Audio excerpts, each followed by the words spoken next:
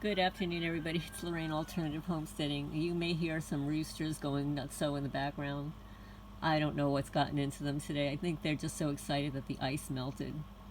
It's February 12th, 2026, and I'm going to read some little snippets from the book that I have read before. It's entitled Chameleo, or Chameleo, a strange but true story of an invisible spy's heroin addiction and homeland security by Robert Guffey. This is a mesmerizing mix of Charles Bukowski, Hunter Thompson, and Philip Dick. Chameleo is a true account of what happened in a seedy Southern California town when an enthusiastic and unrepentant heroin addict named Dion Fuller sheltered a U.S. Marine who'd stolen night vision goggles and perhaps a few top secret files from a nearby military base. Homeland Security goons, weird-looking cloaking technology borrowed from an experimental project codenamed Chameleo, new and exciting uses for spaghetti and illicit substances in a myriad forms come into play. So I'm just going to read some snippets because I was going through the book. Now, I may have read some of this. I know that I read some of it on one of my live chats, but it's very difficult to find in a live chat, so I'm going to read it here for you guys. Apparently, the military has this technology that's like a suit, right? And it makes the person wearing it blend in perfectly with his surroundings. It's more like hyper camouflage than invisibility. They have really small people wearing the things. That way they can get in and out of tight places fast. We don't know if they're using midgets exactly. That's just kind of a humorous exaggeration on our part. But if I had technology like that, I'd definitely give it to very thin, agile people like dancers or acrobats. And then Zach says, or demons. Yeah, or demons, sure. Demonology is a wide open field. A lot of different entities could be included in that category. Apparently, the U.S. military is testing this type of technology and similar things like electromagnetic non-lethal weapons on junkies and small-time crooks in San Diego. You know, just people on the fringes with no ties to anybody else. Check out an article called, quote unquote, Being Invisible on Wired.com. It'll tell you more about it. That's gotta stop. I'm going to talk to my pastor about this, he says. Oh, yeah, good idea. Maybe it'll be something he can do about it. So we're going to fast forward now to another section here. Well, the government is more than a front for even a larger organization. And those people are ruthless. More ruthless than anyone I could work with.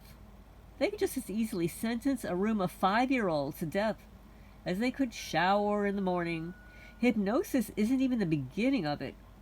Although we have used hypnotic techniques to make some forget of our existence.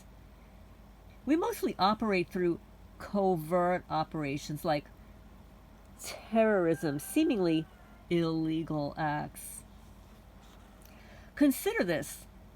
When you see a news story about a man who deleted his neighbor and was arrested, that neighbor is most likely one of the people my superiors doesn't want to exist. And the person who did it is one of our operatives. And I can guarantee that the person never went to jail for a second. Rather, he was brought back to the nearest mobile command center. We are paid well. There is no question about that. But with all the security measures we must go through, there's nowhere we can spend it. I can't even go to Wendy's without risking being recognized, just like many other of my cooperatives. So our money mostly goes to purchasing supplies and ordering food and things from places that will deliver food or that we have an agreement with. I only have about 5 minutes left to type this before counter IC programs go down. So I'm going to have to make this quick. You must know about the new static field generator that my agency is developing. It distorts all light and sound waves that pass through it, creating an illusion, much like invisibility, coupled with a dead spot of noise. In other words, you won't be able to hear or see whatever it is in the radius of that static field. The thing returns false radio, UV, IR, and thermal signals as well. We field tested small models that can cover a single individual and have had no real problems with those, but soon we will be developing larger ones to hide aircraft and large artillery. Wow. For some reason, headphones and sonic youth albums, perhaps atonal music in general, seem to stave off the effects of non-lethal weaponry, at least according to Dion. I'll repeat that for those people that are asking, how can I shield myself? For some reason, headphones and sonic youth albums. What is a sonic youth album? I don't know what that is. Please fill me in. What is a sonic youth album? Perhaps atonal music in general seem to stave off the effects of non-lethal weaponry, at least according to Dion. Now, perhaps consider the following information. As reporting in the June 2011 issue of Popular Science, pages 34-35, by the science writer Joshua Saul, in 2006, DARPA, the Department of Defense R&D arm, commissioned AeroVironment. It's a company name. Aero like AERO, environment like environment, but without the E, just AeroVironment. A company specializing in remote aircraft to create an unmanned aerial vehicle, UAV, small enough to fly through an open window. An open window. AeroVironment had already built the 4.5-foot wingspan Raven, which first saw combat over Afghanistan in 2003, but making a UAV so much smaller took 5 years and 300 different wing designs. Finally, AeroVironment has a working prototype. It's 6.5 inches. It's called a Nano Hummingbird. Okay? 6.5 inches, a Nano Hummingbird. Okay? It was never our intention to copy what nature has done. Of course not. It's like DARPA doesn't have like robot insects or birds or no. The camera equipped bird beats its wings 20 times per second, whereas hummingbirds clock at 80. Still, it can hover like the real thing, plus perform rolls and backflips. So here's how the bird flies. The wings. It's a skeleton of hollow carbon fiber rods wrapped in fiber mesh and coated in polyvinyl fluoride. The camera angle is defined as a pitch of the Nano's body. Forward motion gives the operator a view of the ground, aiding navigation, and hovering is good for surveying rooms. The body, it weighs 18.7 grams. That's less than a AA battery. The craft is remote controlled, but onboard computer corrects speed and pitch.